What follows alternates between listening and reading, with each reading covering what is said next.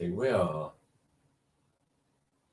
Good evening and welcome to episode 15 of One Chrono Man Presents and episode 9 of Frankenstein, which will be chapter 10. We're a bit late, but that's not my fault this time. For some reason, Google Hangouts wouldn't recognize the camera. I mean, normally what happens is I start open up the Hangout and it doesn't recognize it, so I close it and then reopen it and the camera works for some strange reason. However, tonight it's just taken me probably 20 attempts of closing the Hangout and reopening it just to be able to see our darling Erica. So we will be starting shortly, and if you are tuning in on the replay, as per usual, I will be putting the time the story starts below. Okay, you're ready, aren't you, Erica? Let's try and get you framed up a bit better, shall we, darling? You okay? I would put more light on her, but too much light and it freaks her out, so a lot of the time you're going to have to put it with silhouette. I've made the command decision because I have been doing start that sentence again. For this particular reading, I had been only doing different voices if it was in a letter or something like that. So generally speaking, other characters were done in the voice I'm doing for Frankenstein. However, I've made the command decision that when he speaks to the monster, it'd be worth doing a second voice, because when they're having a conversation, it's going to sound a bit odd if I keep just doing it in my dodgy foreign accent. So we'll be starting very shortly. Hopefully I'll be able to pronounce most of the words this week, and hopefully I won't be having a giggling fit like last week. You never know. The world's kind of got a little bit crazier over the last week, so perhaps we could do with some cheering up. Okay, we'll be starting any moment now. Here's what we're doing. Mary Shelley's Frankenstein.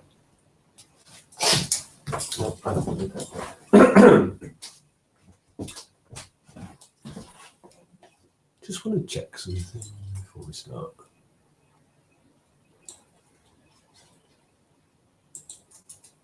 Oh, I never noticed that before. Yes, I've just seen the group chat thing on the side of the hangouty windowy thingy-majiggy. So I guess if somebody does leave a comment, I'll actually see it before the broadcast ends now. I presume that's how it works. Eliza or Cindy, if you're watching and you want to put a message in there, you want to test it out, see if I see it.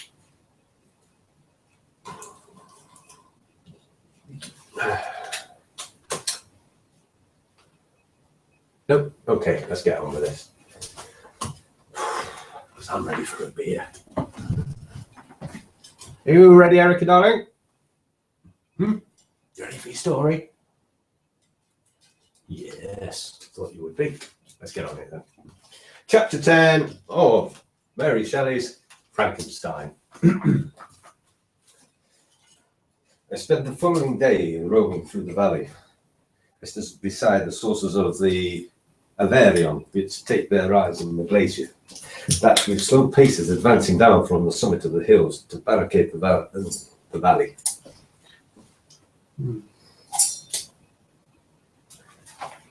That just didn't sound right, Erica, did it? Shall we start again? Just watch Erica for a minute. I'll be back in a sec. I just want to go into the room. Get my accent on.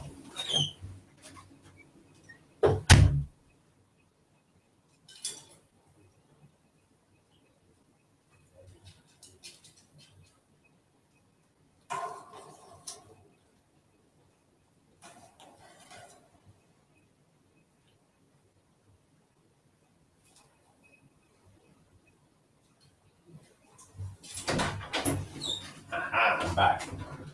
Not sure if this will be any better, but here we go.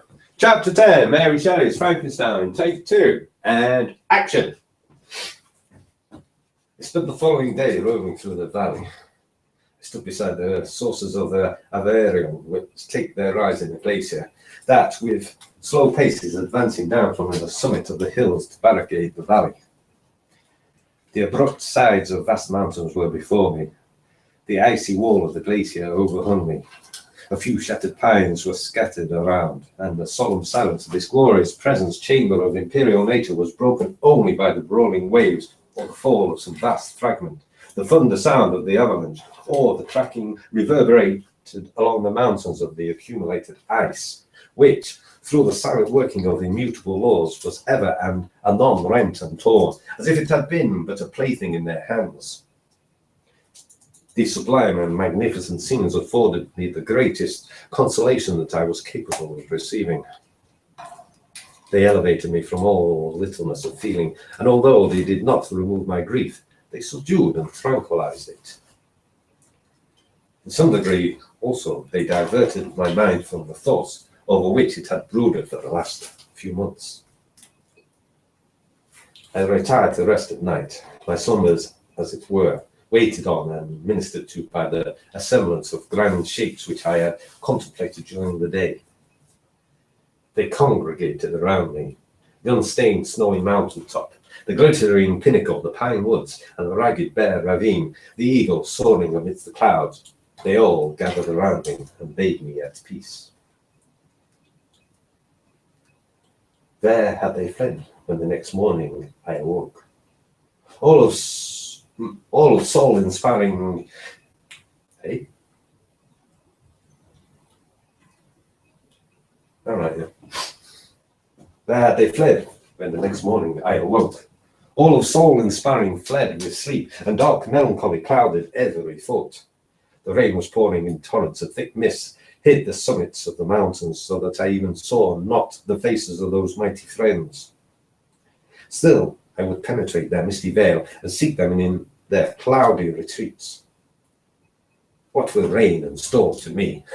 My mule was brought to the door, and I resolved to ascend to the summit on Montana there. I remember the effect that the view of the tremendous and ever-moving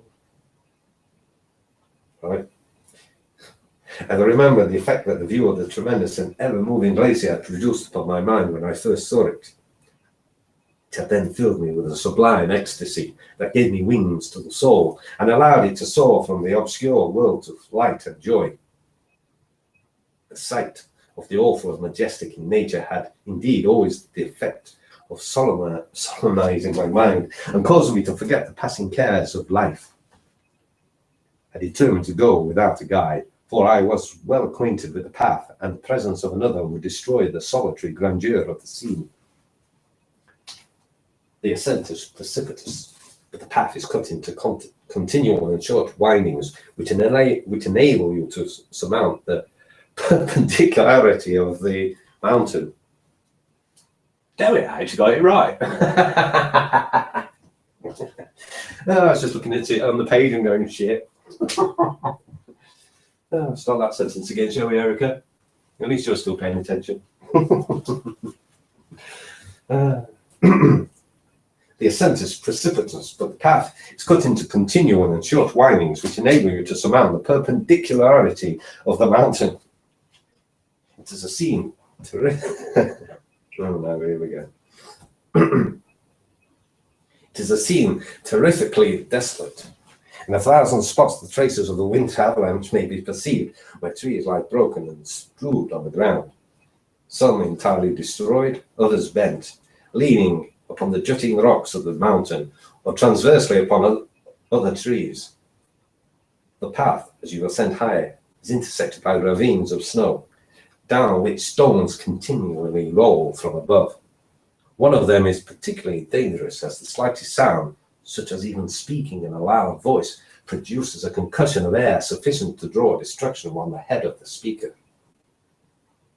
The pines are not tall or luxuriant, but they are somber and add an air of severity to the scene. I looked on in the valley beneath. Vast mists were rising from the rivers which ran through it. I was expecting a longer word than it when I turned the page. Still enjoying it, Erica? Good. Yeah, a bit of a continuity problem on if you're watching this story, I guess. I looked on at the valley beneath. Vast mists were rising from the rivers which ran through it, and curling in thick wreaths around the opposite mountains whose summits were hid in the uniform clouds, while rain poured from the dark sky and added to the melancholy impression I received from the objects around me. Alas, why does man boast of sensibilities superior to those apparent in the brute? It only renders them more necessary beings. If our impulses are confined to hunger, thirst, and desire, we might nearly free. But now we are moved by every wind that blows, and a chance word or scene that word may convey to us. This bit's a poem now that's in the text. We rest, a dream house power to poison sleep. We rise when wandering thought pollutes the day. We feel, conceive, or reason, laugh, or weep. Embrace fond woe or cast our cares away. It is the same for, be it joy or sorrow. The path of its departure still is free.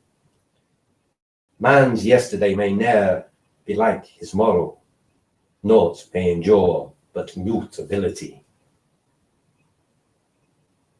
It was nearly noon when I arrived at the top of the ascent. For some time I sat upon the rock that overlooks the sea of ice. A mist covered both that and the surrounding mountains. Presently a breeze dissipated the cloud and I descended upon the glacier. The surface is very uneven, rising like the waves of a troubled sea, descending low and interspersed by rifts that sink deep.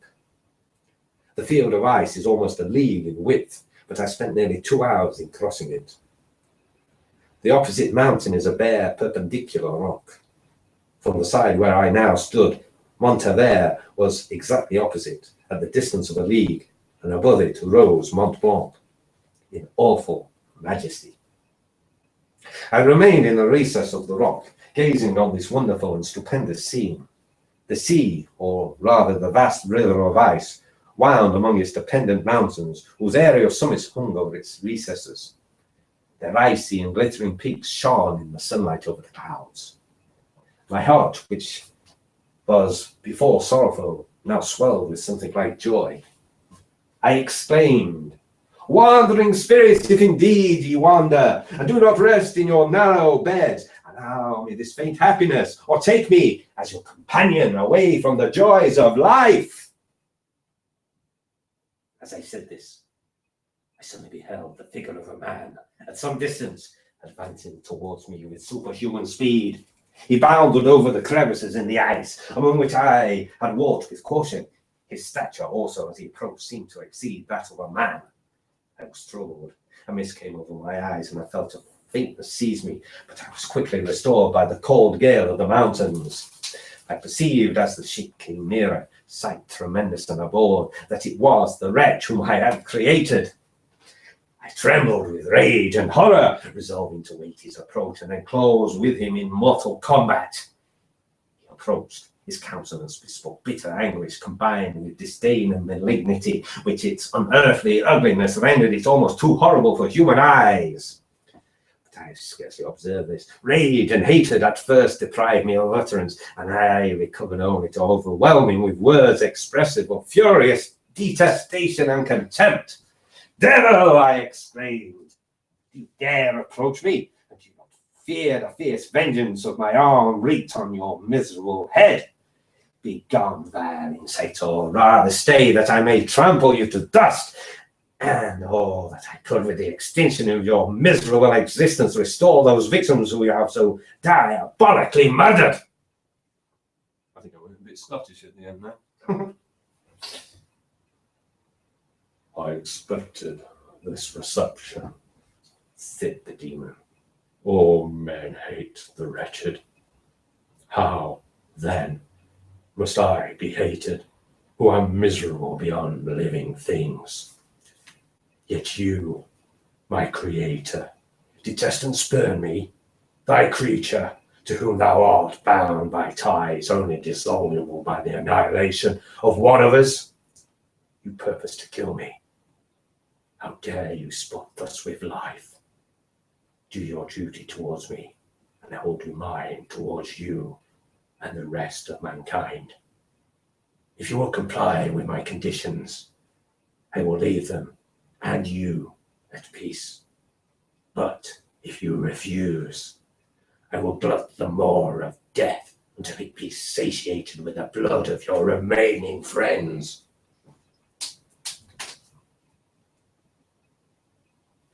Bold monster, fiend that thou art, the tortures of hell are too mild a vengeance for thy crimes. Wretched devil, you reproach me with your creation. Come on, then, that I may extinguish the spark which I so negligently bestowed.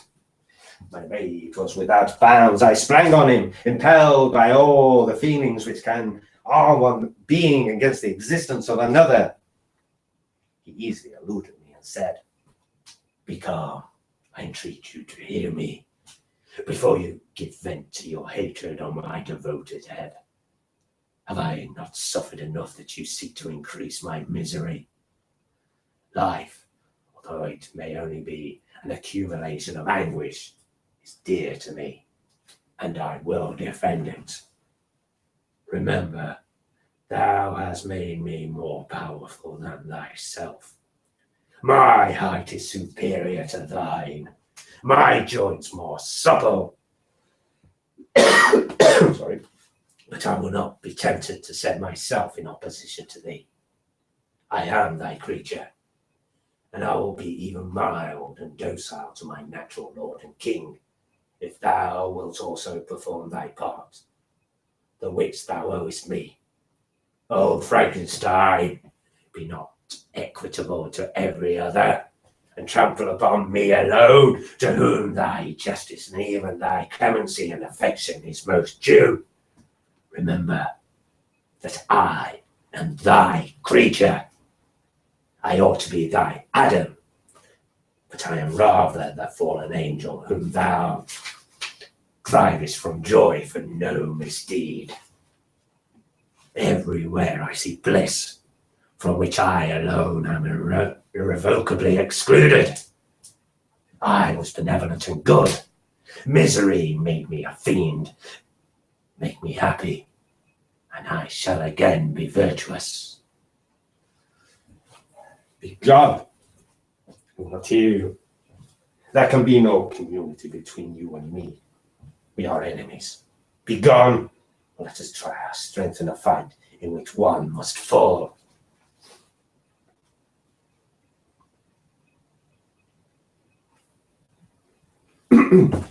Just continue, isn't it? How can I move thee, when no entreaties cause thee to turn a favourable eye upon thy creature, who implores thy goodness and compassion?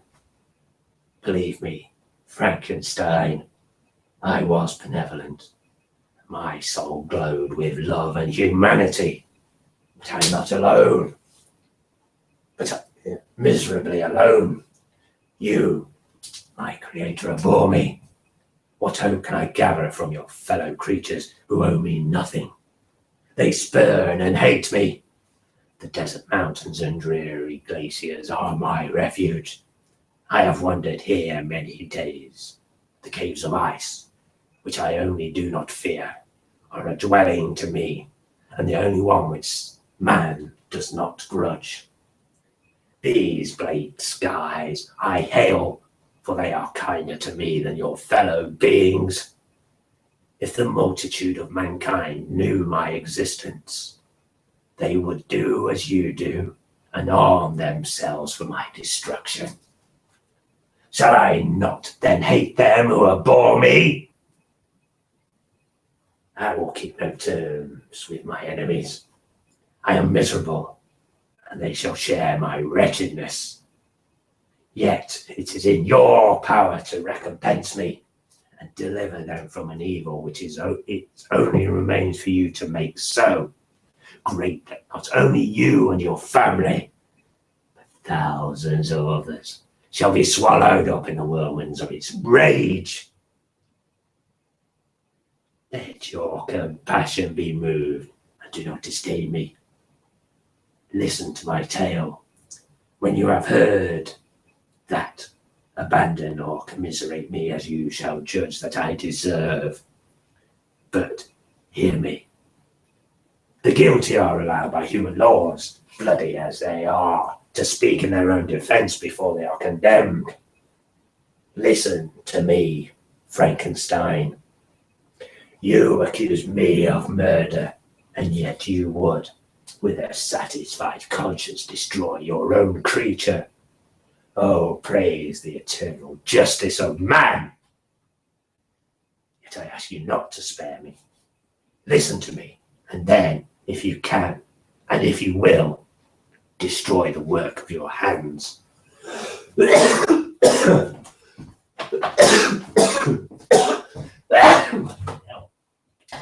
Excuse me. Ooh. Coffee and sneezing at the same time, bless me. Why do you call to my remembrance, I rejoined, circumstances which I shudder to reflect, that I have been the miserable origin author? Cursed be the day, abhorred devil, in which you first saw light. Cursed, although I curse myself, be the hands that formed you. You have made me wretched beyond expression. You have left me no power to consider whether I am just to you or not. Be gone. Relieve me from the sight of your detested form. Thus, I relieve thee, my creator, he said. The place. Yeah, I didn't think that for a minute. Thus, I relieve thee, my creator, he said, and placed his hated hands before my eyes, which I flung from me with violence. Thus, I take from thee a sight for which you abhor. Still thou canst listen to me, and grant me thy compassion. By the virtues I once possessed, I demand this from you. Hear my tale. It is long and strange, and the temperature of this place is not fitting to your fine sensations. Come to the hut upon the mountain. The sun is yet high in the heavens before it descends to the hidest up behind yon snowy precipices and illuminate another world. You will have heard my story and can decide. On you it rests whether I quit forever the neighborhood of man and lead a homeless life, or become the scourge of your fellow creatures and the author of your own speedy ruin. As he said this, he led the way across the ice. I followed. My heart was full and I did not answer him. But as I proceeded, I weighed the various arguments that he had used and determined to at least to listen to his tale. I was partly urged by curiosity, and compassion confirmed my resolution. I had hitherto supposed him to be the murderer of my brother, and I eagerly sought a confirmation of or denial of this opinion. For the first time, also, I felt what the duties of a creator towards his creature were, and that I ought to render him happy before I complained of his wickedness. These motives urged me to comply with his demand. We crossed the ice, therefore, and ascended the opposite rock. The air was cold, and the rain again began to descend. We entered the hut, the fiend with an air of exultation, I with a heavy heart and oppressed spirits. But I consented to listen, and seating myself by the fire, which my odious companion had lighted, he thus began his tale. Dun, dun, dun. That's it for this week, Erica. Next week, chapter 11. That's where I'm going to find out what he's been up to The last few years, eh? What's the creature been up to? Other than killing people, obviously, but you shall find out next week, eh? We will be back next week, I would hope, at the same time, same channel. Any final thoughts, Erica, before we log off? It's definitely long past beer o'clock. Any? No. Isn't she quiet? Yeah, what, Erica? Come on. You gonna say it? No. Thank you for tuning in. See you next week. Bye.